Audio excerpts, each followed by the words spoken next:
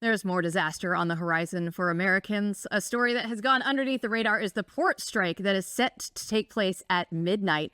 And when you look at this is a story that is going to have massive disruption and higher prices for you on a wide range of products. So joining us now to break down what the port strike will mean for you is Mark Mix, president of the National Right to Work Committee. So Mark, thanks so much for taking some time for us tonight, because this is going to be a huge story. So how is this going to affect everyday Americans?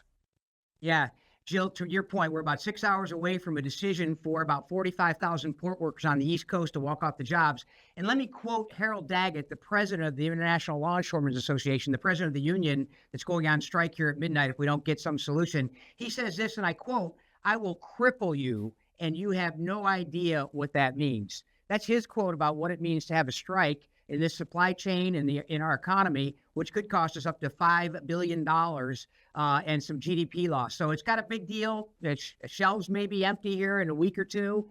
And so it's going to have a real impact on the economy and, unfortunately, individual people across the country. Mark, zero in on this. I mean, so is it true that even if they shut down for a week or two, that causes massive problems for all of us? Yeah, Matt, we think that the supply chain will be affected into 2025, according to folks that are involved in it, the trucking industry and others who move these products that come in on these big ships and go to the port and unloaded and then work their way into the economic system.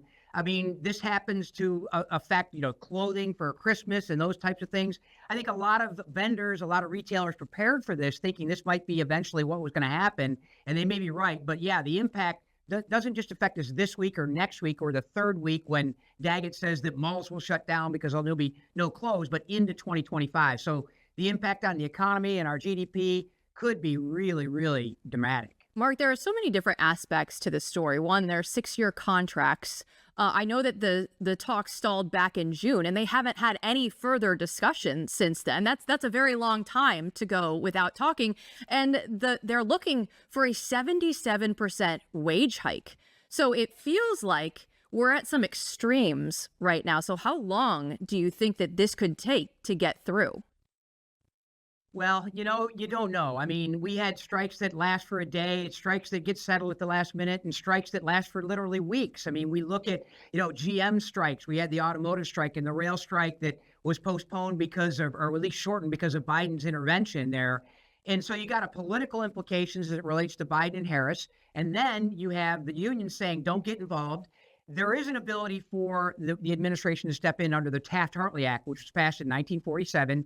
The administration can request an 80-day cooling off period so that the strike would be delayed and get these people back to the table. But Jill, to your point, as far as I understand, the United States Maritime Association and the ILA have not had any talks, to your point, for the last 3 months, and that doesn't militate in favor of any kind of solution by midnight tonight. So I think we're going on strike. How long it lasts is up to Harold Daggett, really, and whether or not he holds out on the 77% pay increase. And then probably the other primary issue is the automation. The idea that there can be no technological advances on the ports and they can't actually use technology that would make it more efficient, more productive, and maybe more cost effective for consumers like all of us. Well, Mark, what do you expect if you're out there and you're just somebody listening to this right now? What advice would you have for them? Yeah, you probably got to go get you get your toilet paper and get your baby formula and get your bananas and your meat for the first week, because produce and fruit will be the first thing that suffers.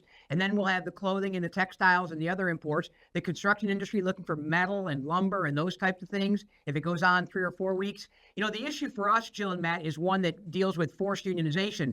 One of the things we think the ILA is holding out on, the union's holding out on, is the hybrid points at Charleston, South Carolina, Wilmington, North Carolina, and Savannah, Georgia, where non-union employees work side by side with union employers. One of the things that's in the master agreement that exists today that they're working under for the next 6 hours, it looks like, includes a provision that any new terminals that would go online must be only union.